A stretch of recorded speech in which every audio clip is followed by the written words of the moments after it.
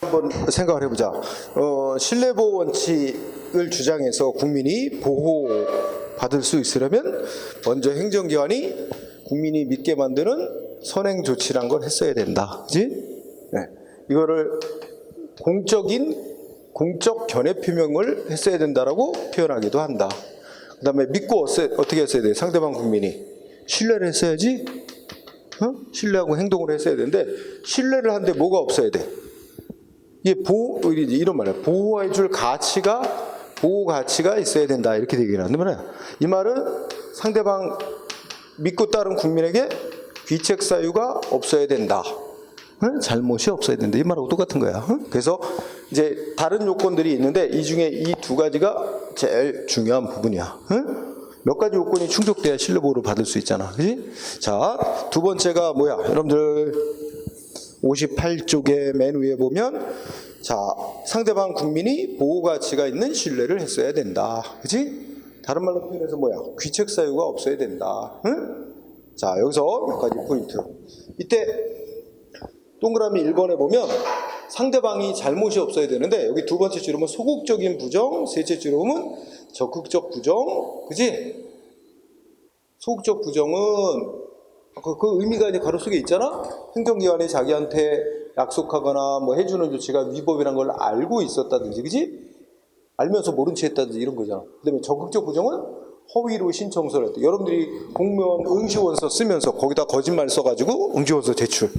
나중에 공무원 임명됐다 하더라도 밝혀지면 임명 취소. 할 수 없다고, 그지? 여러분들이 그 주소 막 거짓으로 썼다가, 그지? 그런 거 있잖아. 전입신고 뭐 이런 거 허위로 했다 그러면 취소한다 그러잖아. 나중에 임명됐다 취소해도 정말 할 말 없는 거야. 신뢰보호 주장 못해. 여러분들이 적극적인 부정을 한 거잖아. 허위로 신청서를 작성했으니까, 그지? 그래서 상대방의 귀책사유 부정행위란 소극적인 부정뿐만 아니라 적극적 부정, 또 셋째 줄에 보면 예상이 가능한 거야. 이거 행정기관이 하는 조치 나중에 변경될 거다. 이미 예상할 수 있어도 이런 경우도 신뢰보호 못 받는다는 거야. 그 다음에 동그라미 2번. 우리 대법원은 뭐라면 상대방한테 잘못이 있냐 없냐는 상대방만 보고 판단하는 게 아니라 상대방이 자기 대신에 딴 사람한테 뭔가 대신 신청해달라 이렇게 맡겼으면 그 대신 신청해달라 그래서 그 사람이 잘못해서 한 것도 본인 잘못과 똑같이 인정한다는 거야. 즉 귀책 사유는 상대방 본인뿐만 아니라 상대방으로부터 대신 신청해달라 이런 걸 위임받은 수임인까지 모두 포함해서 판단 내려야 된다. 중요한 주제고. 자, 동그라미 3번은 여러분 국가에서 법 만들어 놓고 나중에 법을 바꿔. 근데 법을 바꿀 때 일단 법이라는 거는 안 바뀌나? 법 바뀌지? 사회 변화에 맞춰서 법도 바뀌어야 되잖아. 그러니까 법이 바뀔 거라는 건 예상은 가능해. 근데 너무 예상치 못하게 너무 급격하게 바꾸면 문제가 되지만 하여튼 법이 바뀐다는 거는 국민이 어느 정도 예상할 수 있는데 근데 법이 바뀔 때도 국민의 신뢰를 특히 고려해서 뭐 유예기간을 둔다든지 피해를 덜 보게 하는 다른 대안 조치를 만들어 준다든지 등등 이런 게 특히 필요한 경우가 있대. 그게 어떤 경우냐면 여기 동그라미 3번에 셋째 줄 끝에부터 밑줄 치자. 뭐라고 써냐면 법률에 따른 개인행위가 단지 법률이 반사적으로 부여하는 기회의 활용이란 걸 넘어서 국가에 의해서 일정한 방향으로 유인된 것. 이게 중요하다. 그러니까 국가가 법을 만들어서 국민에게 일정한 방향으로 행위를 하도록 유인을 했어. 유도를 했어. 국민들로 이렇게 움직여라 하는 식으로 이제 국가가 법을 만들어갖고 유인을 했다가 법을 바꿀 때는 특히 기존의 법을 믿고 따른 국민의 신뢰를 특히 더 보호해야 될 필요가 크대. 그러니까 그 보호하는 방법은 유예기간을 둔다든지 피해를 덜 보게 하는 조치를 만들어준다든지 등등 그런 걸 해야만 정당화될 수 있다는 거야. 그래서 여기 국가에 의해서 일정한 방향으로 유인된 것일 때는 더 특별히 그 보호해야 될 필요가 크다라고 밝히고 있어요. 그런 점. 자, 그래서 그 밑에 이제 귀책 사유 의미 및 판단 기준에 갖고 판례가 또 소개됐지? 한 얘기 반복이야. 귀책 사유라는 건 이제 잘못이 없어야 된다는 건데 잘못은 적극적으로 부정하는 것, 행위하는 것뿐만 아니라 소극적 부정 행위도 포함하고 특히 마지막 줄에 보면은 넷째 줄에 잘못 귀책 사유 있냐 없냐는 상대방뿐만 아니라 상대방 대신에 뭔가 신청을 한 사람, 이런 사람의 잘못까지 다 포함해서 판단해야 된다. 그러면서 실제 사례가 뭐야? 그 밑에 밑줄 친 거 1번 끝쪽에 보면 건축주가 나오고 건축사가 나와. 그러니까 건축주는 이제 자기 땅에다 건물 짓는 사람이고, 건축사는 이제 그 건축 설계도 하고 뭐 이런 거 하는 사람 아니야? 내가 내 빌딩을 지으려고 내 땅에다가 건축사한테 돈 주고 의뢰를 했어. 건축 설계도 해주고 또 무엇도 같이 신청하냐면 내 이름으로 대신 신청해서 건축허가도 받아달라는 거 다 맡겨 건축사한테. 근데 그래서 건축사가 다 도맡아해서 내 이름으로 건축허가까지 다 받았어. 나왔는데 허가가 나왔는데 뒤늦게 이 설계가 잘못됐다는 거야. 건축 설계 잘못돼서 법에 어긋난 설계가 됐는데 허가가 나왔다는 거야. 그래서 어떻게 돼? 위법한 허가가 있으니까 허가 취소한다 그런 거야. 그럼 나는 열받는 거지. 나는 아무 잘못 없거든? 누구 잘못이야? 건축사 잘못이야. 그럼 건축사가 잘못한 거지 허가받은 나는 아무 잘못 없는데 왜 허가 취소하냐? 근데 뭐라고 판결했어? 내가 잘못은 아니야. 내가 다 맡겼잖아. 신청을. 건축사한테. 그럼 건축사의 잘못이 나의 잘못과 똑같이 본다는 거야. 다 포함해서 잘못이 있나 없나를 함께 판단해야 된대. 그래서 잘못이 있다고 인정한 거야. 그래서 건축허가 내줬다가 취소한 거 위법 아니다. 이런 판결이야. 1번 대표적인 사례. 그 다음에 2번은 거기에 2번은 수익적 행정처분 이렇게 나오지? 수익적 행정처분이야. 예를 들면 국민한테 이익 주는 조치가 됐는데 그 잘못이 하자, 위법이 상대방한테 잘못이 있어. 응? 상대방한테 잘못이 있어서 상대방이 허위로 신청해서 허가가 나왔다고 쳐봐. 그래서 허가 취소. 그럼 상대방 뭐야? 찍소리 못하지. 상대방 신뢰보호 주장할 수 없다는 거야지, 그지? 그래서 대표적으로 이 건으로 시험 문제에 많이 나오는 게 그 밑에 보호가치 없는 신뢰를 본 경우에 1번. 1번을 보니까 충전소 허가를 받는데 이 사람 어떻게 됐어? 뭐 요건이 그 충전소가 설치될 지역에 그 반경의 100m 이내에 있는 건물 주인들의 동의를 받아오게 이게 돼 있나 봐. 근데 거짓말로 허위 동의서를 만들어 갖고 냈잖아. 일단 허가가 나왔지만 이게 밝혀지니까 허가 취소. 상대방 행정기관으로서는 상대방 허가 받았던 자의 신뢰 이거 생각할 필요도 없다는 거야. 상대방 잘못이 허위 신청을 했으니까 허가 취소하는데 상대방의 신뢰 보호를 전혀 고려하지 않고 허가 취소 결정을 했더라도 아무런 잘못이 없다. 이런 판결입니다. 자, 그 다음 그런 거 많고, 그죠? 그 다음에 뭐 뒤로 가보자. 뒤로 가보면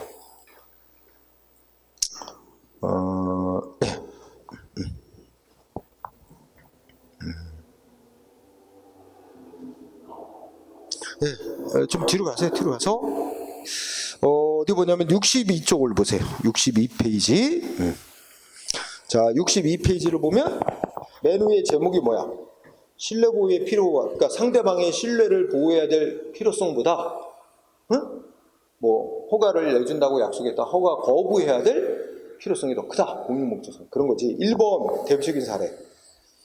1번을 보니까 자 여기 영업용 택시 있지? 회사 택시 운전기사가 있는데 이 택시 운전기사가 첫째적으로 보니까 뭐야? 뭘 잘못 위반했고 면허 정지받았대. 응?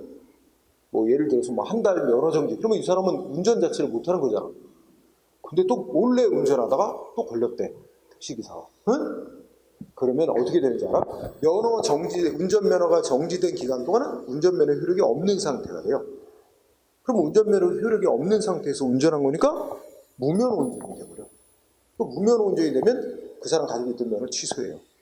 응? 그리고 이제 처벌도 돼. 형사처벌, 뭐 벌금이나 징역형 이런 거. 그래가지고 경찰에 걸려가지고 이 택시기사 무면허 운전했다 그래가지고 두 가지가 나와야 돼. 면허 취소 조치도 하고 그다음에 재판에 넘겨서 벌금형도 처벌도 받게 해야 되거든. 근데 경찰이 하나의 조치만 했어. 무슨 조치했어? 재판에 넘겨갖고 벌금형 같은 것만 받게 했어요. 그래서 이 택시기사는 벌금 내고 그다음에 면허 취소 조치는 없으니까 얼마 동안이나 없었어. 하여튼 뭐 1년이 지나고 뭐 아무 조치가 없으니까 자기는 그냥 그 벌금 낸 걸로 모든 처벌이 끝났거니 하고 이제 아무 생각 없이 아무 안심하고 운전을 하고 있는데 이게 3년이 지나서야 갑자기 경찰이 어떻게 했어? 예전에 면허 기간 중에 운전했다는 이유로 갑자기 면허 취소 조치를 내보낸 거야. 그럼 기사가 황당한 거야. 아니 그동안에는 아무 조치를 안 하다가 이제 와서야 면허 취소 조치하는 게 어딨냐. 이거 그동안 아무 조치가 없었기 때문에 별다른 조치 없을 것이라고 믿고 있었던 신뢰를 깨뜨리는 위법한 조치다. 스스로 싸운 거야. 이겼어. 그래서 읽어보면 일단 이 사람은 면허 취소받을 사유는 있어. 그런데 3년이 지나도록 아무 조치를 안 했고 3년이 지났어도 면허 취소 조치는 할 수는 있는데 이제 와서 굳이 면허 취소를 해야 될 공익 목적의 필요성은 별로 크지 않고 갑자기 면허 취소를 함으로써 상대방 택시기사가 받게 되는 불이익이 너무 크대. 그래서 이거는 이익을 비교할 때 굳이 이제 와서 운전면허를 취소해야 될 필요성은 크지 않기 때문에 신뢰보호 원칙 위반이다. 응? 그래서 3년이 지나서야 면허 취소한 조치 신뢰보호 원칙 위반이라고 그랬다. 이런 정도로 기억하면 다 알 수 있는 판결이야. 응? 2번은 아까 했고 그 다음에 또 시험에 잘 나오는 게 4번 판례. 응? 4번 판례를 보면 어떤 사람이 음주운전으로 적발이 됐어. 응? 그런데 이 사람 음주 수치가 운전면허 취소받을 수치가 나왔어. 그러면 이 사람 면허 취소 조치가 돼야 되거든? 근데 이 담당 경찰이 전산 입력을 잘못해서 면허 정지 대상자로 잘못 처리가 된 거야. 그래갖고 이제 면허 정지 조치가 먼저 나왔어. 그래서 상대방 운전자는 면허 정지로 끝난 줄 알았어. 근데 나중에 뭐야? 그게 잘못됐다. 해가지고 면허 정지가 다시 면허 취소로 바뀐 거야.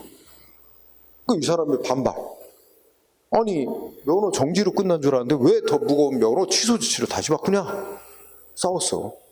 그래서 이겼어. 그래서 판결문을 보니까 동일한 위반을 했는데, 그지? 거기에 대해서 원래 행정기관이 착오로 보다 가벼운 조치를 내보냈다가, 그지?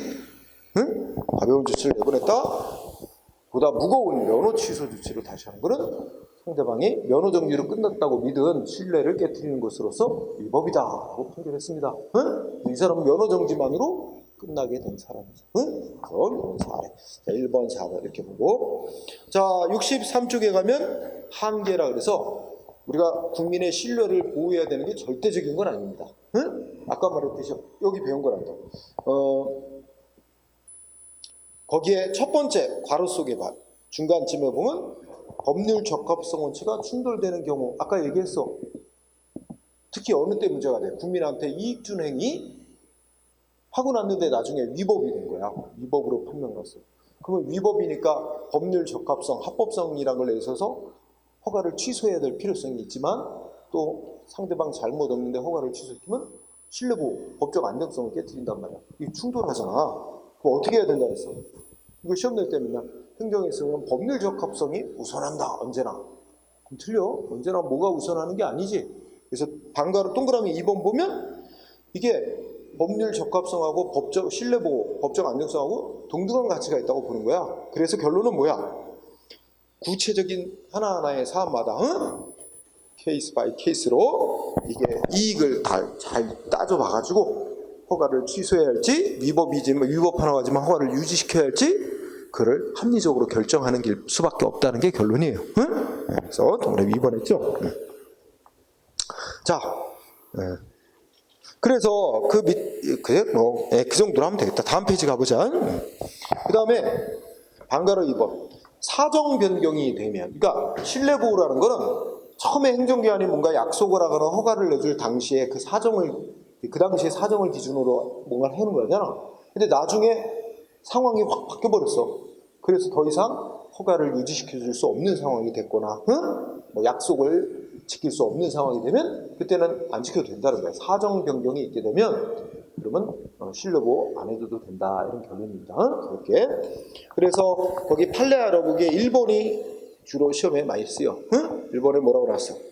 셋째 줄에 보면 확약이라는 거는 약속이라고 생각해요. 행정기관이 뭐 허가해준다 이런 약속 내지는 공적인 견해 표명을 했는데 그걸 하고 난 후에 예를 들면 허가해준다, 건축 허가해준다 이렇게 약속을 했는데 사실관계 법적인 상태가 법이 바뀌고 현실이 바뀌었다면 행정기관이 했던 약속 내지 공적 의사표명은 자동으로 어떻게 해요? 행정기관이 야 약속 못 지킨다 하고 별도의 조치를 안 해도 자동적으로 효력이 없어진다. 약속 지켜야 되면 없어진다는 거예요. 응?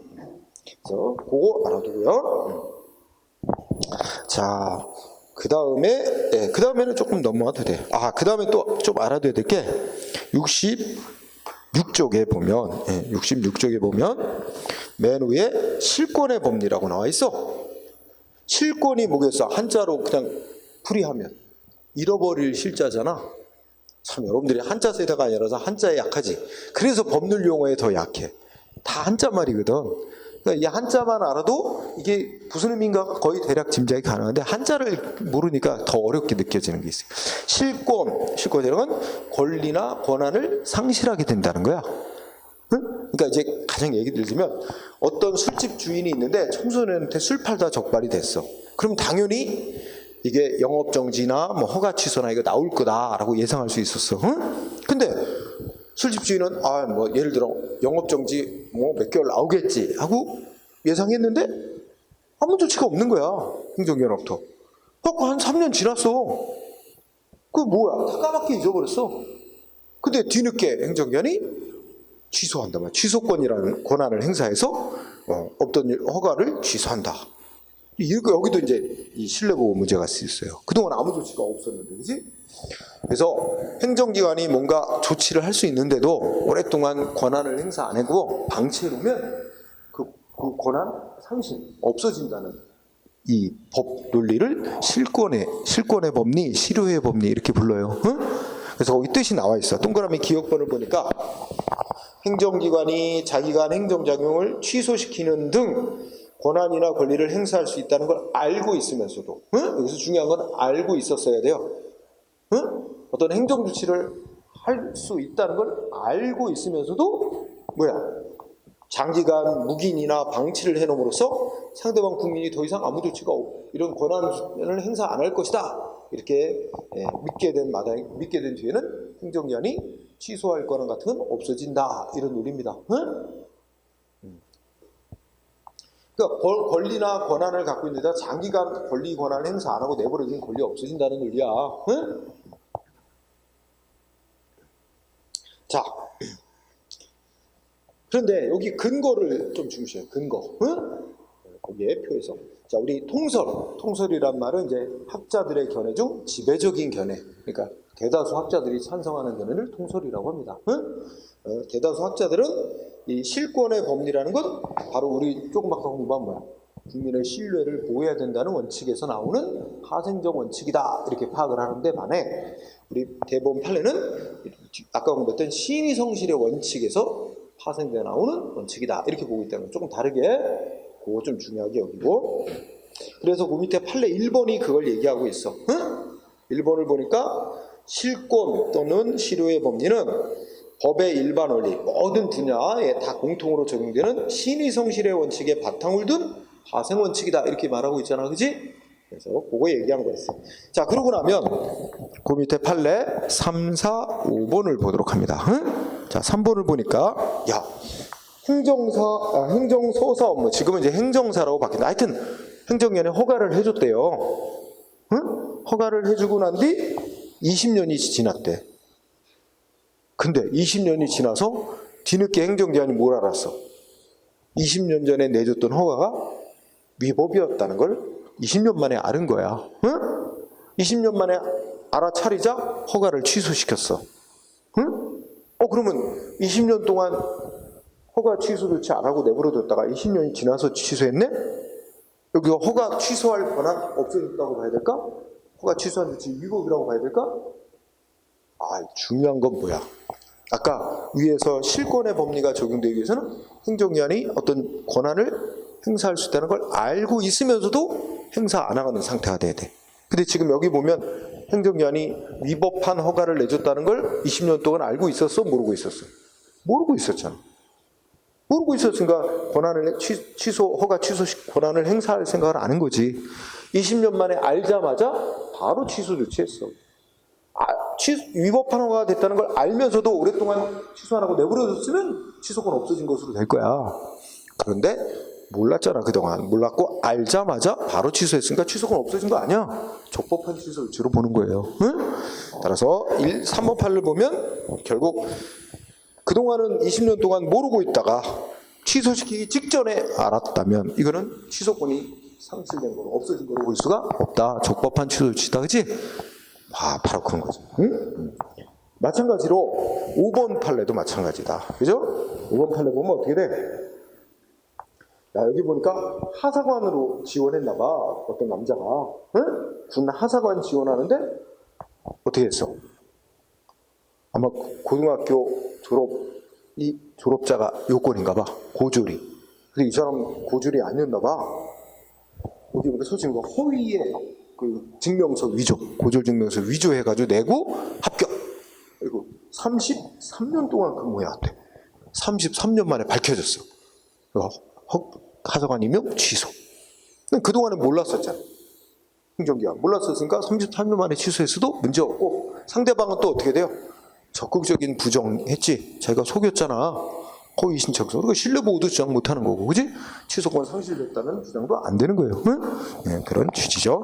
자, 4번은 공원관리관청이, 그러니까 국립공원을 관리하는 기관이 실제 공원구역과 다르게 측량하고 표지판 잘못 설치해놨다가 10수년에 지난 후에야 착오가 있었다는 거. 이것도 그동안은 몰랐잖아. 착오가 있다는 걸 뒤늦게 발견하고, 발견하자마자 이거 수정했단 말이야. 그지? 그거는 잘못된 조치가 아니다. 그지? 네, 그런 취지죠. 다 그동안은 몰랐었으니까. 네. 자, 그 다음에 오른쪽에 보니까 판례 알아보기 2개 있지? 1번 판례. 1번은 보니까 동사무소 직원이 행정상 착오로 국적 이탈했다는 이유로 주민등록 말소시킨 것을 신뢰하여 만 18세가 될 때까지 국적 이탈 신고를 하지 않았던 사람이 있었대. 그러니까 이게 사건 배경을 설명하면, 자, 우리나라 법하고 미국 법하고 이제 좀 다른 게 있어서, 우리나라는 여러분들은 대한민국 땅에서 다 태어났죠? 그리고 부모님이 다 대한민국 사람이지? 우리나라 법은 대한민국 부모한테서 태어나면, 엄마든 아버지든 어느 한쪽이든 대한민국 국민인 부모한테서 태어나면 자식은 자동으로 대한민국 국민으로 인정합니다. 그러니까 우리는 뭘 따르냐면 혈통을 우선으로 해요. 응? 근데 미국은 제도가 달라. 미국은 미국 땅 안에서 태어나면 부모 국적이 어디든 다 미국 국민으로 인정합니다. 응? 그래서 제도가 달라. 그런 결과가 뭐냐면, 우리나라 국민이 미국 가서 애를 낳으면 어떻게 돼? 이중 국적이 돼요. 우리나라 법에 따르면 대한민국 부모한테 태어났으니까 한국 국민이면서, 미국 법에 따르면 미국 땅 안에서 태어났으니까 미국 법에 따라 미국 국민입니다. 두 개의 국적이 동시에 주어지는 거야. 그치? 그런데 이중 국적이 된 사람은, 어렸을 때 이중 국적이 된 사람은 지금은 만 17세인가? 됐을 텐데, 하여튼 여기 만 18세 되기 전에 국적을 선택해야 돼요. 특히 남자애들. 더더욱 그래. 왜냐면 군복 의무가 있기 때문에. 응? 군대 가야 되기 때문에. 그러면은 만약에 미국 국적하고 대한민국 국적, 이중 국적 갖고 있는데 우리나라 군대를 안 가려고 하면 한국 국적을 포기해야 되겠지? 그게 바로 우리 국적 이탈 신고야. 한국 국적 포기하는 거야. 그래가지고 이제 어떤 냐면, 미국에서 태어난 형제가 있어. 남자 형제. 근데 이제 형이 먼저 군대 만 18세가 가까우니까 형이 먼저 가서 이제 그 당시에 동사무소 가서 나 한국적 포기하겠다고 신고를 한 거야. 처리가 됐어. 주민등록 말씀하신 거지? 그런데 형만 신청했거든? 동생은 아직 기간이 남아있기 때문에 여유가 있어서 나중에 몇 년 뒤에 신청하려고 그때 안 한 거야. 근데 동사무소 직원이 착오로 형과 동생 거를 다 말소시켜버린 거야. 한국 국적 다 말소. 응? 그러니까 나중에 그걸 알고 동생은 뭐야? 아이고, 어차피 몇 년 뒤에 할 건데? 잘 됐네? 어차피 다 처리해 놨으니까. 그래갖고 이제 편안히 있었지. 그랬다가 뒤늦게 한 거야. 뭘 알았어? 자기 거 다시 살려놨대. 동생 거. 동사무소 측에서 얘는 동생은 신청하지도 않았는데 왜 잘못 처리됐지? 그래갖고 동생 걸 다시 살려놓은 거야. 뒤늦게 그걸 알고 이제 여기 보면 18세 넘어갔고 뒤늦게 알고 부랴부랴 이제 한국 쪽 포기하겠다고 신고서를 냈더니 그때는 뭐라 그래 또. 그럼 만 18세가 넘은 뒤에는 군대를 마쳤다는 증명서나 군 면제를 받았다는 증명서나 그런 걸 제출해야만 이게 한국 쪽 포기를 받아줘요. 법이 그래요. 응? 그러니까 동사무소 측은 당신은 18세가 넘었으니까 군 면제를 받았다든지 군대에 갔다 왔다는 증명서가 제출되는데 그게 없으니까 당신은 국적이탈 못 받아준다. 거부한 거야. 이랬더니 이제 상대방 측에서 아니 그게 내 잘못이냐? 응? 그럼 나는 신청도 안 한 사람 것까지도 동사무소에서 잘못 처리해가지고 다 말소된 걸로 그렇게 난 그거 믿었다. 그래 그동안 그 별도로 신고를 안 한 거다. 한국 국적이탈 신고를. 그래서 뒤늦게 알아가지고 할 수밖에 없었다. 응? 근데 그건 동사무소 측에 잘못해 놓은 것 때문에 그렇게 생긴 건데 그걸 내 탓으로 해가지고 이거를 안 받아주는 건 신뢰보호 위반이다. 주장하면 싸운 거란 말이야. 근데 이겼어. 그지? 재판에서. 그래서 이거는 결론이 뭐야? 신뢰보호 원칙에 위반된 거부 조치다. 그리고 위법이라고 판을 났죠. 그런 대표적인 사례입니다. 1번. 2번은 뭐냐면 여러분이 거기에 삼청교육이라고 이거 그냥 1번은 아주 중요한 판인데 2번은 그렇게 중요한 건 아니야. 그냥 여담이야. 여러분 삼청교육 하면 어느 시대가 떠올라? 한국사 시간에 배울 텐데. 전두환 때, 전두환 정권 때, 그지? 전두환이 엊그제도 나왔지? 응? 뭐 치매 어쩌고 저쩌고해서 재판에도 못 나온다는 사람이, 그지? 멀쩡히 골프 치러 다니고 멀쩡히 산책 가고, 응? 하여튼 놈이야. 근데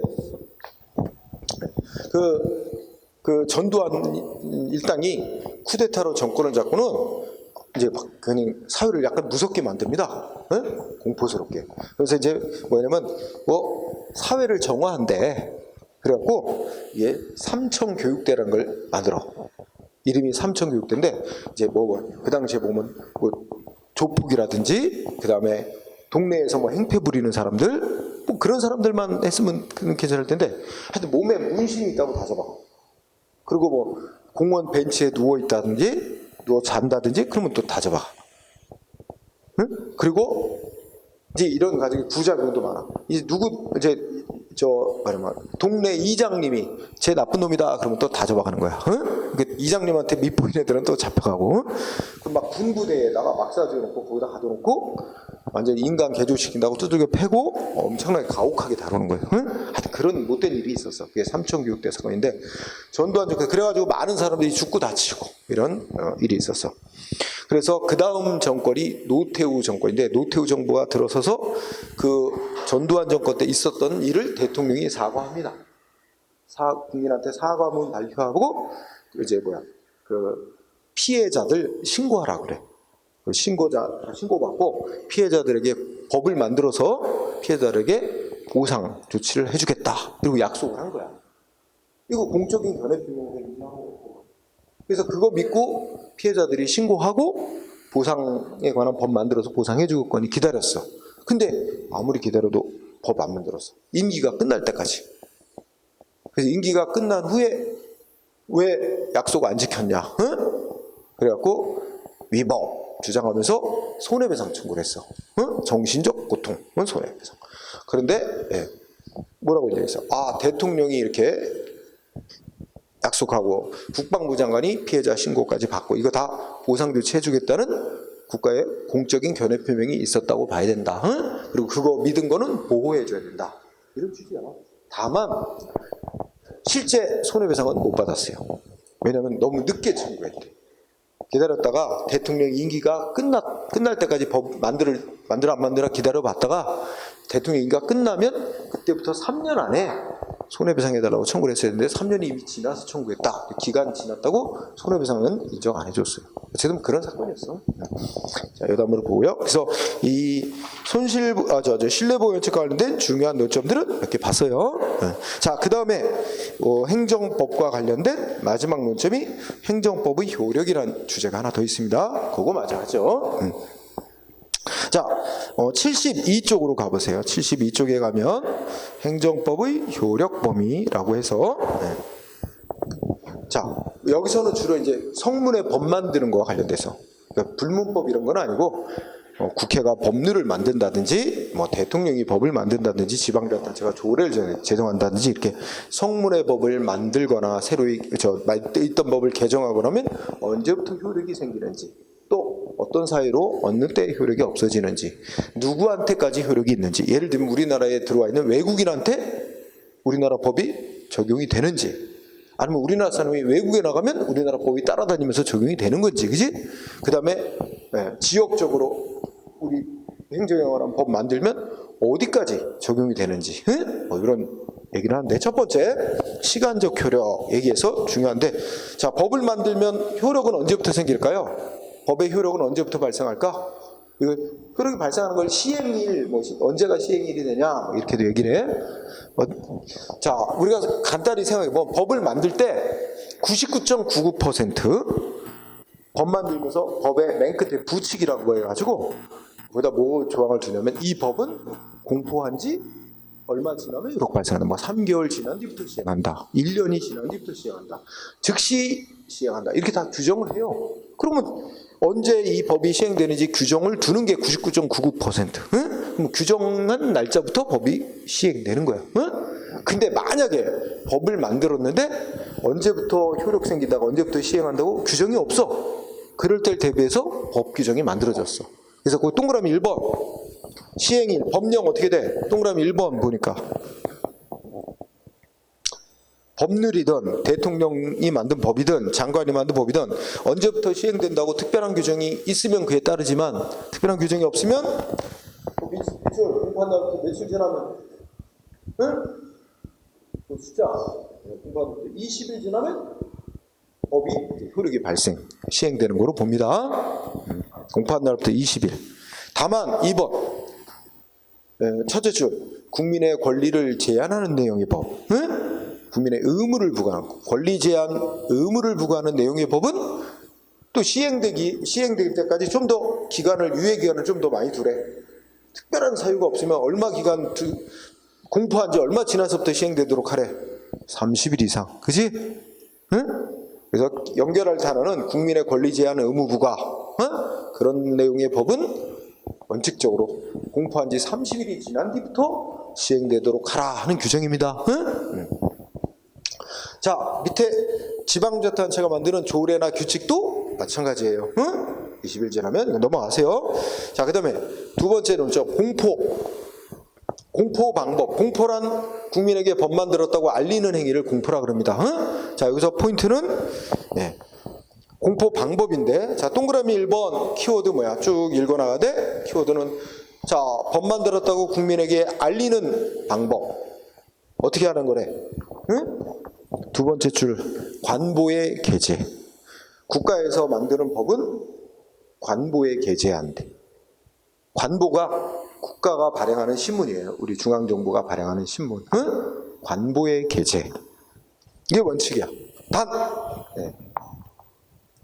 그래놓고 셋째 줄, 넷째 줄은 관보가 나오면서 넷째 줄 끝에 관보가 두 종류 있대. 종이로 발행되는 관보와 인터넷 관보. 응? 그치?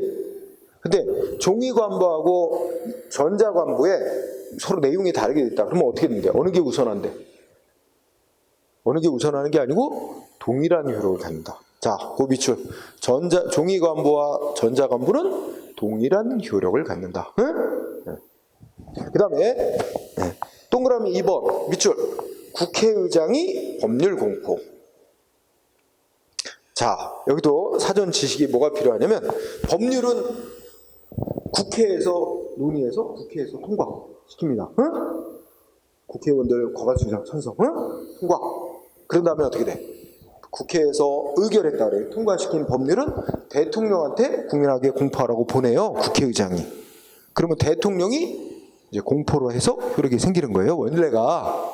그런데 이런 경우가 있어요. 이건 예외적인 건데 국회에서 어떤 법률을 통과시켜가지고 대통령한테 국민에게 공포하라고 보냈어. 근데 대통령이 그 법에 반대하는 거야. 그래갖고 대통령이 국회로 다시 되돌려 보내요. 이거를 이제 법률안 거부권을 행사한다. 이게 이제 대통령과 국회 간의 서로 견제는 그 권력 분립상 견제하는 제도 중에 하나야. 그래서 국회에서 만든 법률 대통령이 거부권을 행사해서 다시 국회로 되돌아오지. 그런데 국회에서 무슨 소리 하면서 더 많은 수의 국회에 3분의 1 이상이 찬성을 해서 다시 통과시킬 수 있어. 다시 통과시킨 다음에 또 대통령한테 공포하라고 다시 보낼 수 있어요. 그런데 대통령이 바꿔도 5일이 지나도록 공포를 안 하잖아. 그러면 국회의장이 공포를 할 수 있게 하도록 이렇게 된 거야. 응? 그 사전 지식이 그거야. 그래서 이렇게 원래는 법률은 국회 통과되고 난 뒤에 대통령이 공포하는 게 원래 방식인데, 이렇게 예외적으로 국회의장이 법률을 공포할 때는 관보에 게재하는 방법으로 안 하고 어떻게 한대? 서울에서 발행되는 일간신문 2 이상에 게재하는 방법으로 한대. 응? 그렇게 규정을 했죠. 응? 공부하고.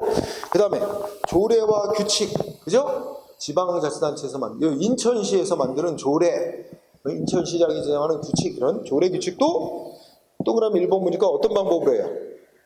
지방자치단체가 발행하는 신문을 공보라 그래. 공보. 응? 공보에 게재. 응? 또는 두째 줄에 보니까 여기도 지방자치단체장, 말하면 지방의회에서 조례 통과시킨 다음에 인천시장 같은 지방자치단체장에 공포해라 보냈는데 지방자치단체장이 반대, 되돌아와. 그럼 지방의회에서 다시 통과시킨 다음에 또 보냈는데 5일이 지나도록 공포를 안 한다. 그러면 지방의회 의장이 공포하는데, 이때는 지방자치단체 발행 신문인 공보, 일간신문, 게시판 등에 게재하는 방법을 쓴대. 가볍게 읽고. 네. 동그라미 2번. 교육규칙은 누가 만드는 거야?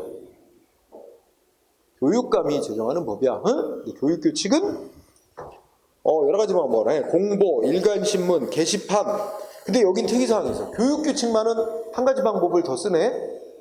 뭐야? 홈페이지에 게시하지? 인터넷 홈페이지 게시가 이게 특징이야. 교육규칙에 한해서는 교육규칙만 그렇게 규정이 있어요. 다른 것들은 없는데, 그지? 자, 그 정도. 자, 오른쪽에 갑니다. 공포일. 그러면 아까 규정이 뭐 있어? 특별한 규정이 없으면 법은 공포한 날로부터 20일 지나면 효력 발생한다. 공포한 날이 언제냐? 법 만들었다고 공포한 날. 언제? 첫째 줄 밑줄. 뭐야? 관보 또는 신문이 발행된 날이라고 명시되어 있어요. 관보나 신문이 발행된 날이 뭐라고? 법을 공포한 날이라고 명시되어 있어요. 응? 그날부터 20일을 계산하는 거야. 그런데 여기 해석을 둘러싸고 좀 싸움이 있어. 여러분, 뭐 관보나 신문이 발행된 날이 언제야? 신문이 발행된 날. 응? 해석이 이런 여러 견해가 있어요. 신문이 발행된 날은 그 신문에 몇 월 며칠 이렇게 날짜가 찍혀 있으면 그 날짜 오전 0시가 발행된 날로 그 오전 0시를, 새벽 0시를 기준으로 삼아야 된다. 이렇게 해석하는 견해도 있고, 그지?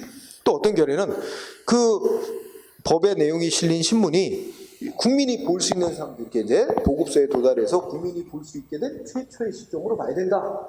등등 여러 견해가 있어요. 해석을 둘러싸고. 근데 우리의 통설 판례는 동그라미 2번. 어떤 날로 본대? 발행된 날 이꼬로 어떤 날? 키워드 이 동그라미 안에 두 번째 줄. 최초 구독 가능 시점. 응?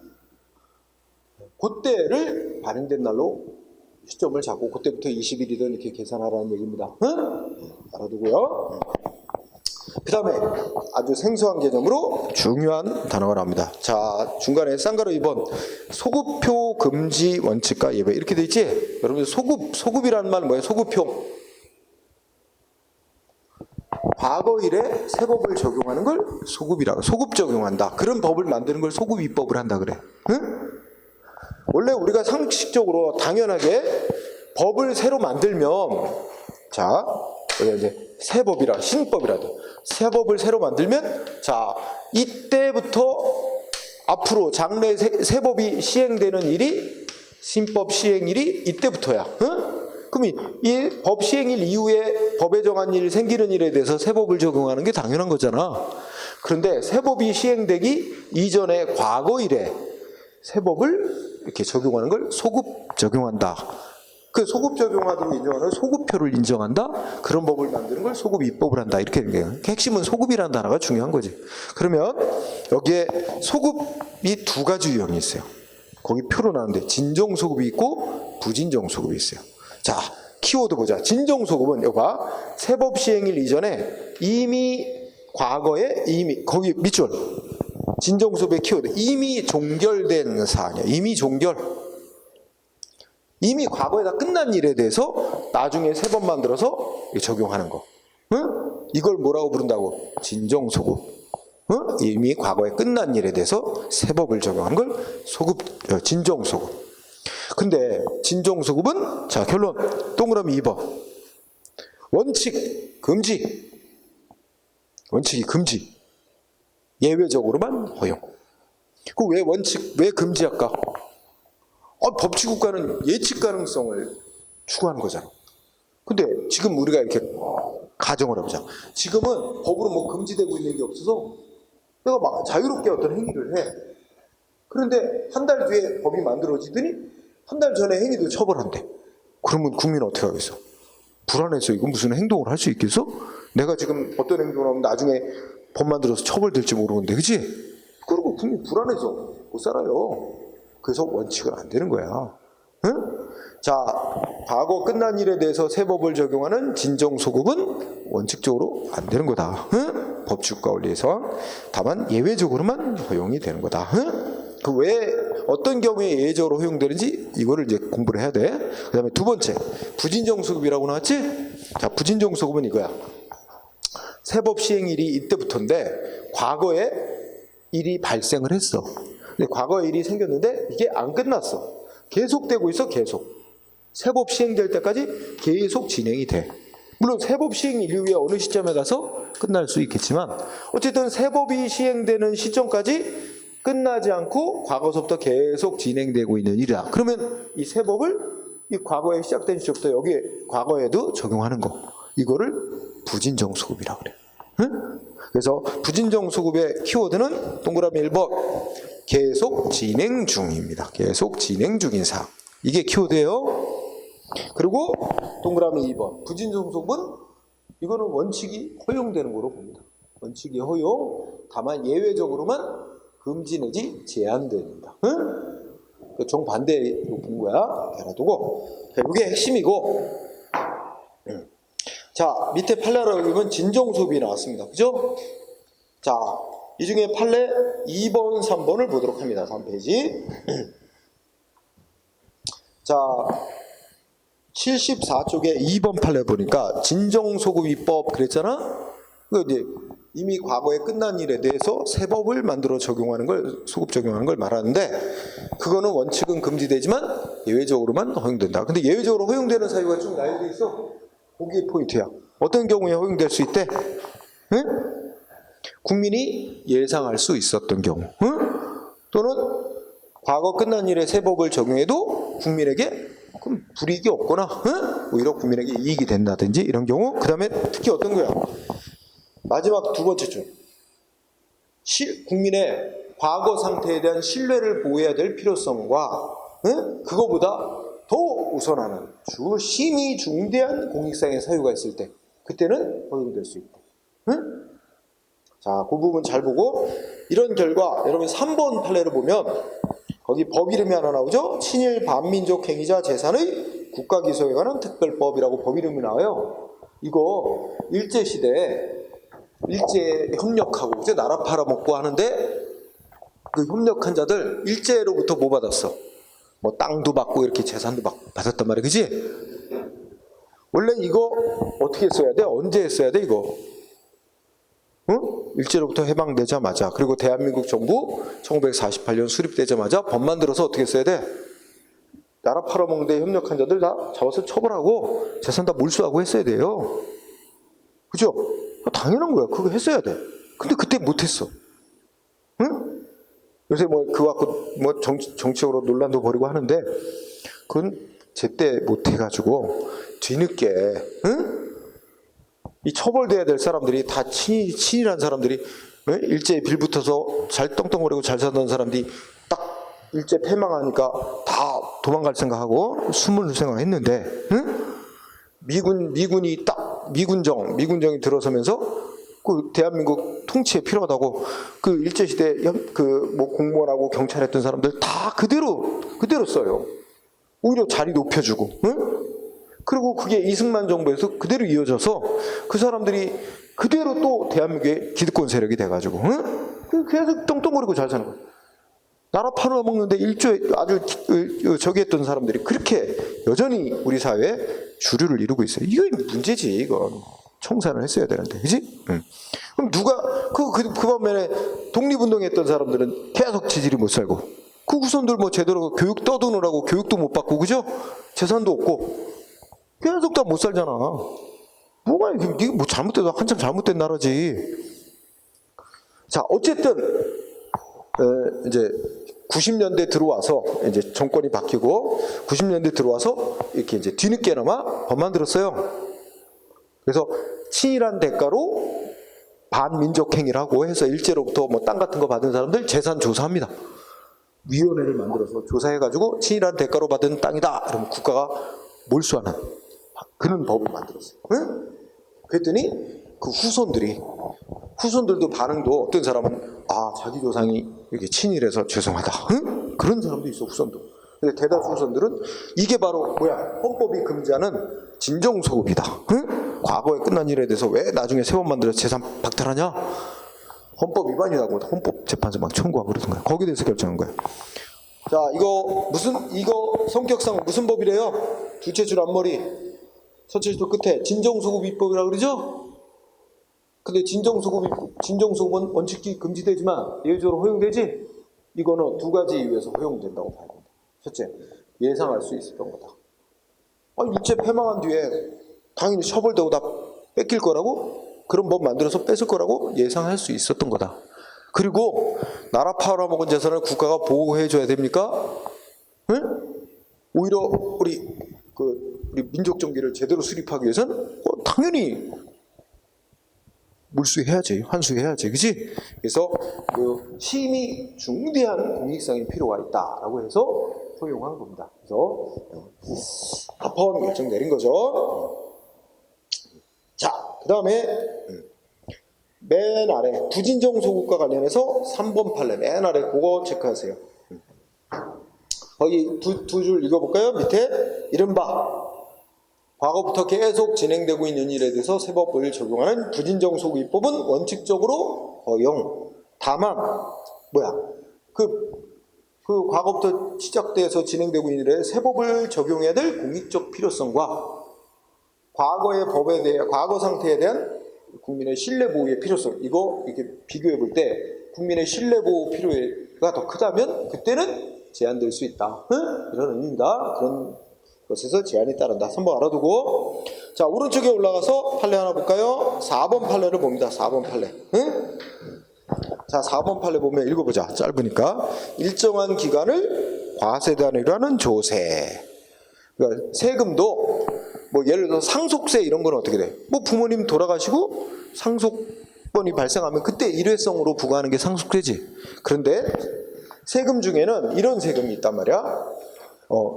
자, 2020년 같은 경우 2020년 1월 1일부터 12월 31일까지 벌어들인 소득에 대해서 소득세란 걸 내야 돼요. 응? 소득세 같은 세금이 1년 동안을 기간을 단위로 해서 부과하는 세금이야. 응? 1년 동안은 벌어들인 소득에 대해서 다음 연도에 세금 내야 됩니다. 그러면 자, 여기 요중에 지금 8월 1일 날 세금 관련 법이 개정이 됐대. 그래갖고 세금을 더 걷는 쪽으로, 세율을 인상하는 쪽으로 법률이 개정이 됐대. 응? 그럼 8월 1일부터는 당연히 이 바뀐 법에 따라 세금을 내야 되겠죠? 근데 문제는 그 8월 1일 이전에 이때 소득에 대해서는 이 바뀐 법을 적용해서 세금을 내야 될까? 아니면 개정되기 전에 구법에 따라 세금을 내야 될까? 어느 법 적용해야 될까? 여기서 질문은 여기서 1월부터 8월달까지 이전의 소득에 대해서도 이 바뀐 법을 적용하는 게 허용되느냐 이거야. 응? 이거 뭐래? 이거 지금 1월 1일 날 여기 세법이 이거 똑같아. 세법이 시행되는 날이 8월 1일 아니야? 근데 8월 1일 이전에 1월 1일부터 시작된 일이야. 끝났어 안 끝났어? 안 끝나고 계속 진행되고 있지? 그러니까 바뀐 법을 1월 1일 여기서부터 적용하는 거. 이거 부진정소급입니다. 그리고 부진정소급이 원칙이 허용되는 거예요. 그래서 거기 4번에 보면 두 번째 끝에 부진정소급이라고 얘기를 하고 있지? 그렇기 때문에 이건 원칙적으로 허용되는 거다. 그래서 이렇게 물론 여기다 비교해서 이건 지금 2020년인데 2019년 1월 달부터 12월 달까지 소득에 대해서 이 바뀐 법 적용할 수 있어요, 없어요? 안 되죠? 응? 그렇지? 이거는 이미 끝난 일이라고. 이미 끝난 일에다가 불리한 내용의 세법 적용이나 진정소급하는 진정소급 원칙이 안 되는 거잖아. 응? 자, 그런 정도 보면 되고요. 그 다음에는 조금 넘어가세요. 넘어가고 뒤로 갑시다. 뒤로 가보면 78쪽에 봅시다. 78쪽의 아래쪽에 보면 법이 이제 효력이 소멸하는 거 물어보고 있죠. 효력의 소멸에 동그라미 1번에 보면 한시법, 동그라미 2번에 보면 비한시법 이렇게 나눴죠. 그러니까 법을 만들 때 이 법은 언제까지만 효력을 갖도록 한다 이렇게 정해놓고 만드는 법이 예외적으로 있어요. 응? 법을 지금 만들면서 이 법은 2030년까지만 효력 갖도록 한다 이렇게 정해놓고 만드는 법, 이런 법을 비한시법이라 그래요. 한시법은 정해진 시점이 되면 자동으로 효력이 없어지는 거예요. 응? 근데 대부분의 법은 효력이 소멸되는 시점을 안 정해놓습니다. 효력 발생하는 시점만 정해놨고, 그런 경우는 이제 다양한 경로로 법이 효력이 없어집니다. 그러니까 예를 들어 대통령이, 국회가 무슨 법률 만들었다가 이건 없애야 되겠다 그러면 그 법률을 폐지시킵니다. 응? 폐지하는 방법, 또는 그 법률 헌법재판소가 헌법에 위반되는 법률에서 무효화시켜서 판결해서 위헌 결정 내려서 효력이 소멸되게 하는 경우 등 다양한 방법이 있어요. 또 어떤 방법도 있어. 기존에 있는 법을 놔두고 그와 내용이 충돌되는 다른 내용의 새 법을 만들어. 그럼 어떻게 돼? 실질적으로 국법은 폐지된 거야. 왜냐면 신법 구성 원칙에 따라서, 그지? 그런 걸 묵시적 폐지, 간접적 폐지라고도 합니다. 그래서 법은 묵시적 내지 간접적으로 폐지되는 경우도 있습니다. 자, 마지막 물점 오른쪽에 보니까 지역적 효력으로 가봅시다. 지역적 효력. 자, 법은, 자, 우리나라 행정에 관한 법은, 자, 거기 원칙을 보면 이렇게 돼 있죠. 국가기관이 만든 법은 원칙적으로 전국에 효력이 있는 거예요. 응? 국회가 법률을 만들거나 대통령이 법을 만들거나 전국에 효력이 있어요. 그리고 우리 인천시가 만든 법, 조례, 인천시 조례는 어디에 효력이 있어? 인천시 관할구역 내에, 그지? 그게 원칙이지. 지방자치단체가 만드는 법은 관할구역 내에만 효력이 있는 게 원칙이야. 그런데 각각 예외가 있습니다. 우리 국회가 만든 법률인데 우리나라 영토 내 일정한 특정 지역에만 효력 갖는 법 만들기도 합니다. 예를 들어서 세종시 특별법, 세종시만 적용되는 법, 그지? 제주도 특별법, 제주도만 적용되는 법, 그죠? 국가기관이 만든 법인데 전국에 적용되는 게 아니라 일정 지역에만 적용되는 법 있을 수 있습니다. 허용됩니다. 또 반대로 이런 건 어때? 동그라미 2번, 두째 줄에, 동그라미 1번의 두 번째 줄에 보면 지방자치단체가 만든 법인데 지방자치단체 관할구역 밖에까지 효력이 미치는 법 있을 수 있어요. 예를 들면 이런 거 있어. 인천시가 땅을 샀어. 어디다 땅을 사냐면 충청남도 보령에다 땅을 샀다고 쳐보자. 응? 인천시가. 그래갖고 인천시뿐만 아니라 여기 뭐랄까, 미추홀구. 그래, 미추홀구도 지방자치단체야. 미추홀구에서 저기 강화도에 땅을 샀어. 그래가지고 거기다가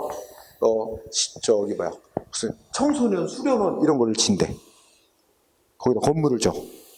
미추홀구가. 응? 그러면 땅과 건물은 미추홀구 거야. 위치는 강화도에 있지만, 그지? 그리고 미추홀구가 청소년 수련원 어떻게 운영할지 조례 이런 거 만들 수 있어요, 법. 그러면 미추홀구가 만든 조례라는 법이 강화군에까지 적용이 되잖아. 거기. 그지? 그러니까 그런 경우 생각하면 지방자치단체가 만든 법이 관할구역을 벗어나서 적용되는 경우도 있습니다. 응? 그런 예외가 있다는 거. 그 다음에 동그라미 2번은 원래 우리나라 영토 안에 우리나라 영토 안은 다 우리나라 법을 적용받는 건데 예외가 있어. 우리나라 영토 안에 있으면서도 우리나라 법의 적용을 안 받는 데가 있어요. 바로 외교 공간 같은데, 응? 또 주한 미군 시설 내 이런 데는 우리나라 법이 적용 안 되게끔 조약이 맺어져 있어요. 응? 조약.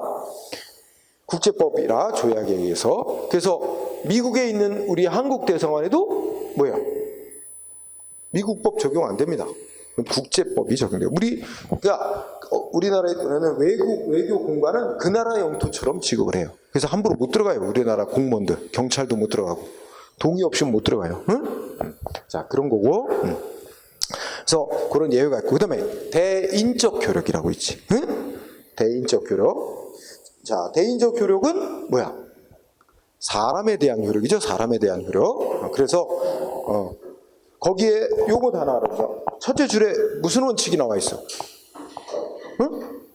속지주의란 말 나오지. 그 뜻이 뭐겠어? 우리나라 영토에 속해 있으면 우리나라 영토 안에 들어와 있는 사람은 다 우리 법을 적용받는 거야. 그러니까 외국인이라도 우리나라 영토 안에 있으면 우리 법을 적용받는 거야. 응? 그게 속지주의 원칙이에요.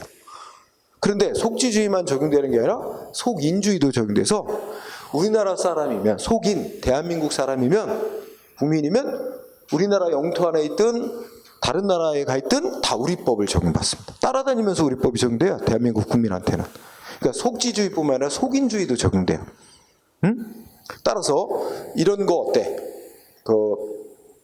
우리나라는 대마초 피는 거 어때? 금지돼 있지? 마약한다고 처벌하지? 응. 근데 다른 나라는 대마초 피는 거 합법화한 나라들이 있어요. 응? 그러니까 뭐 관광을 갔다가 그 나라 전 대마초를 흔하게 피네? 쉽게 살 수 있고 호기심에 한번 펴봤다. 어떻게 돼? 그 나라에서는 처벌 안 되지만 대한민국 국민인 이상 다른 나라 가서도 대한민국 법을 위반했으면 우리나라에 들어오는 순간 처벌돼. 그죠? 대한민국 국민이라면 우리 법 지켜야 되는 거야. 응? 그래서 예전에 웃긴 일이 있어. 그런 걸 또 인터넷에 올려놨어. 호기심에 펴봤다고. 딱 걸리는 거지. 응? 뭐 사이버 수사대 이런 데 딱 걸리는 거야. 자기가 다 자백까지 해놓은 거야. 그지? 응. 자, 그래서 우리나라는 성매매 금지하지만 다른 나라는 성매매 허용하는 나라도 있어. 근데 다른 나라도 우리나라 사람이 성매매하면 돌아오면 처벌되는 거야. 응? 이게 이제 그게 속인주의 때문에 그렇습니다. 응? 자, 그러면 그 밑에 예외. 마지막 문제. 예외는 속지주의 예외를 말한 거야. 우리나라 영토 안에 있는 사람인데도 우리나라 법을 적용 안 받는 경우가 있단 말이야. 응? 어떤 사람이 그렇대? 응? 동그라미 1번이면 외국원수 외교사절. 그치? 응? 우리나라 법 적용을 안 받습니다. 응? 또 주한 미군한테도 우리 법이 적용 안 되는 경우가 많아요. 조약을 맺어서. 그리고 이제 동그라미 2번에는 우리나라 법 자체에서 외국인하고 우리나라하고 똑같은 법 적용이 아니라 좀 다르게 정해놓는 경우가 있어요. 외국인에 대한 거하고 우리나라하고. 예를 들면 우리 한국 사람은 땅 사는데 별 제약을 받지 않는데 외국인이 우리나라 땅 사는 거는 제약을 합니다. 외국인 우리나라 땅 살 수 있어요? 그치? 근데 야, 제주도 같은 거 중국 사람들이 땅 다 사버리면 어떻게 돼? 중국 땅 돼버리겠지? 그거 막아야 되겠지? 그치? 그 법으로다가 이제 어느 땅은 외국인이 못 사는 것으로 금지시켜놓은 땅도 있고, 그 다음에 외국인이 살 수 있는 땅 면적을 제한합니다. 얼마 이하까지만 살 수 있다. 이런 식으로 제한한다는 얘기에서 우리 국민하고 차등하고 있는 그런 내용의 법들도 있어요. 우리 스스로 그런 내용 말하는 거예요. 자, 그러면 그 밑에 판례가 들어져 있는데 한 2개 정도 보죠. 1번하고 2번만. 1번을 보니까 1번 판례에서는 거기 첫머리 보니까 대한민국 국민이 일본에서 영주권을 취득했다. 그러면 영주권을 취득했으면 일본 국민 된 거예요? 그건 아니지. 영주권은 그 나라에 합법적으로 장기간 머물 수 있는 자격을, 권리를 준 것일 뿐 그 나라 국민으로 인정하는 건 아니거든. 그러면 거기에 제1동포인데 국적은 대한민국 사람이야. 근데 일본에서 영주권을 얻었대. 그럼 외국인 아니지. 대한민국 국민이지. 그럼 외국인에게 적용되는 법을 적용하면 안 되고 대한민국 국민에게 적용되는 법 똑같이 적용해야 된다는 게 1번 판례 핵심이야. 응? 그 다음에 2번은 이런 겁니다. 여러분들 북한 대한민국 영토예요, 아니에요? 북한 땅 대한민국 영토입니까, 아닙니까? 응? 네, 우리가 지난번에 그런 얘기 했는지 모르지만 이게 우리나라는 이게 이 독특한 환경이에요. 그래서 국제법적으로는 남한과 북한이 각각 별도의 국가야. 올림픽이 열리면 별도의 국가로 다 출전하잖아요. 국제적으로 그래, 국제법적으로. 근데 국내적으로 남한하고 북한 간에는 서로 국가로 인정 안 합니다. 응? 그래서 아까 남북한 간에, 우리 전에 공부했는 아까 공부했잖아. 남한과 북한 간에 뭐 교류협력 합의 맺은 거 조약 아니라고. 똑같은 논리로, 자, 우리 헌법에 의하면, 헌법 3조에 보면 대한민국의 영토는 한반도 전체. 응? 따라서 북한도 당연히 대한민국 영토고 한반도 전체에서 유일한 헌법 정부는 대한민국 정부예요. 그러면 북한은 뭐냐? 법적으로 반국가단체야. 김정은은 법적으로 뭐냐? 반국가단체의 괴수야. 따라서 반란단체야. 말하자면. 그리고 처벌해야 될 거예요. 다만 현실을 무시하면 어떡해. 현실은 저쪽이 점령하고 있잖아.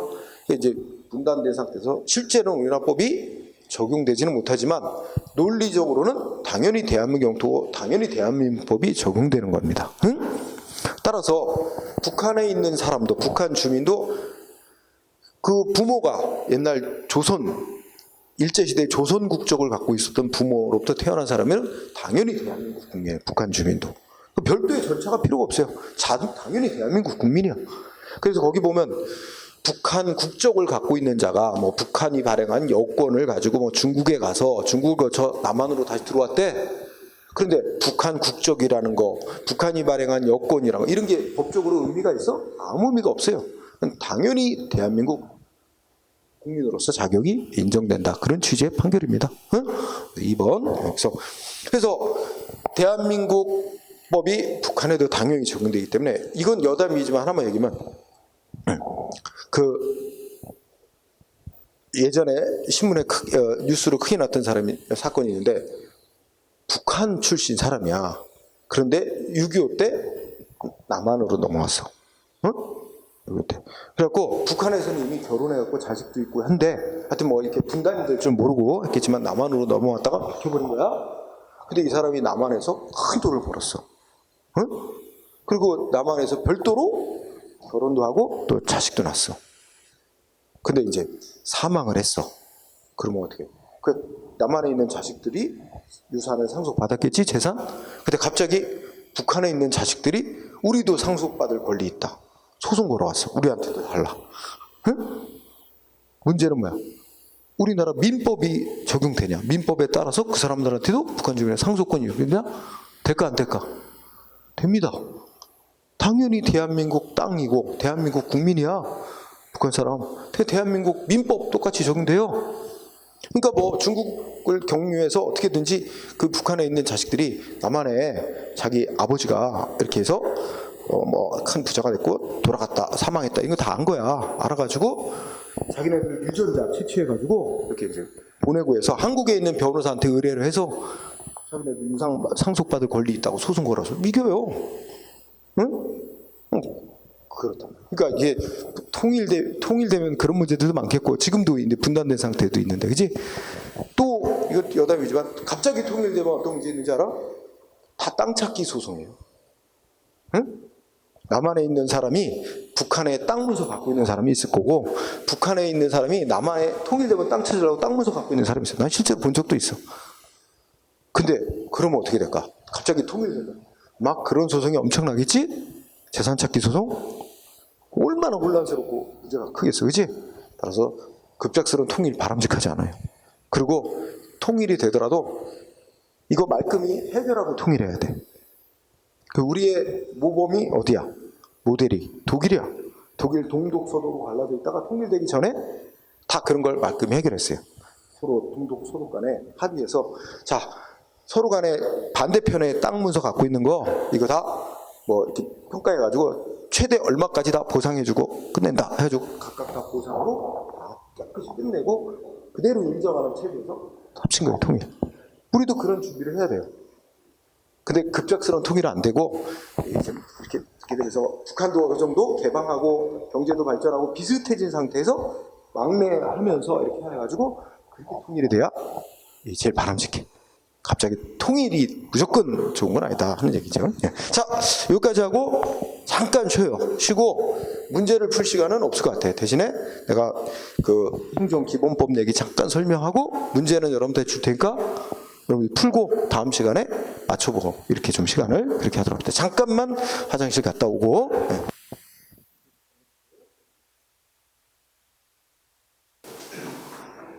여러분한테 지금 낱장짜리 프린트 하나 갔죠? 그 맨 위에 이제 행정기본법이라고 올해 3월 23일 날 제정 바로 시행된 법이 있어요. 오늘 배운 거와 관련된 게 반 페이지야. 행정의 법원칙이라고 해서 제8조부터 13조까지 6개의 원칙을 명시해놨어. 응? 그래서 요거 아까 공부한 것 중에 아까 행정의 일반 법원칙 있지? 오늘 공부한 거기다가 요 반 페이지 잘라서 거기다 껴놔. 행정의 법원칙에. 그지? 그래서 오늘 공부한 내용들이 거의 내용은 다 들어있어요. 그러니까 이 행정기본법이라는 법에서 우리 그동안에 학자들의 견해나 법원의 판결에 의해서 인정되어 오던 원칙들을 이렇게 법으로 명문화 시켜놨어요. 응? 그래서 우리 프린트물 보면 제8조에서 법치행정의 원칙 규정해놨죠? 그래서 거기 보니까 법률의 행정작용은 법률에 위반되면 안 된다. 이거 뭐야? 법률 우위 원칙 명문화 해놨잖아. 그리고 두제 끝에 법률에 근거해야 된다. 법률 유보. 그죠? 다 명시해놨지? 그 다음에 평등원칙. 그 다음에 비례원칙 3가지 명시해놨네? 적필상. 그죠? 응? 적합성, 필요성, 상당성에 해당하는 내용? 그러니까 그동안 이런 것들은 학설과 판례에 의해서 얘기되어 오던 거야. 인정되어 오던 걸 아예 이렇게 성분의 법으로 명시해 놓은 거야. 모든 행정작용을 할 때는 기본적으로 이 원칙에 따라라. 이제 이렇게 명시해 놓은 거예요. 그 다음에 11조의 성실 의무, 권한남용 금지 원칙. 그래서 행정기관은 법이 정한 의무를 성실히 수행해야 되고 권한을 남용하면 안 되고 또 국민의 신뢰를 보호해야 하는 방식으로 업무 처리하도록 규정이 있고 또 부당결부 금지 원칙도 규정을 했습니다. 그렇다면 뭐는 없을까? 오늘 배운 원칙 중에 뭐에 해당하는 원칙은 없지? 이른바 행정의 이 말은 넣기도 하고 안 넣었는데 행정의 자기구속 원칙은 규정이 없어. 이건 따로 별도로 규정하지 않았어. 자기구속 원칙. 네. 행정의 자기구속의 원칙이라는 이거는 없어. 응? 그 옆에다 써놓고. 이거 반 페이지만. 그래서 페이지로는 아까 공부한 것 중에 36쪽. 응? 36쪽 거기다가 요 반 페이지 잘라서 단면이니까 이거 양면으로 안 한 거니까 단면이니까 잘라서 거기다가 껴놓으라고. 그렇죠? 그리고 이제 그 밑에 기간의 계산이라는 거는 뒤쪽에 나올 부분이야. 응? 다음 주 중에 할 부분이야. 그래서 미리 간 거라 그거는 하여튼 거기다 껴놓고 27쪽에 껴놓고 다음 주에 또 반 잘라서 그건 뒤쪽에 어디다 몇 페이지 껴놓을지 말할게요. 자, 그 다음에 오늘 배운 주제와 관련해서 오늘 크게 행정에 관한 법의 종류, 즉 행정법의 법원 배웠고 그 다음에 옛날에는 조리라고 말해오던 거 중요한 법원칙, 일반 법원칙에서 비례원칙, 평등원칙, 신뢰원칙, 부당결부원칙 그거 배웠지? 그리고 마지막 3번째가 행정에 관한 법 효력, 시간적으로 언제부터 효력 발생하고 지역적으로 이런 거 배웠잖아. 그거 오늘 배운 거와 관련돼 그동안 하여튼 그동안에 나왔던 문제들을 조금 연도별로 이렇게 추려가지고 아주 어려운 거 빼고 길거나 그렇고 연도별로 추려서 문제를 만들었어. 그래서 한 20문제를 만들었는데 요거는 시간이 오늘 부족해서 요거는 여러분들이 한번 착 피지 말고 한번 쫙 시간 한 18분 정도 내 풀어보는 연습을 하고 다음 시간에 맞춰보도록 합시다. 응? 그렇게 해요. 자, 오늘은 여기까지 하고 마치도록 하겠습니다. 수고하셨어요.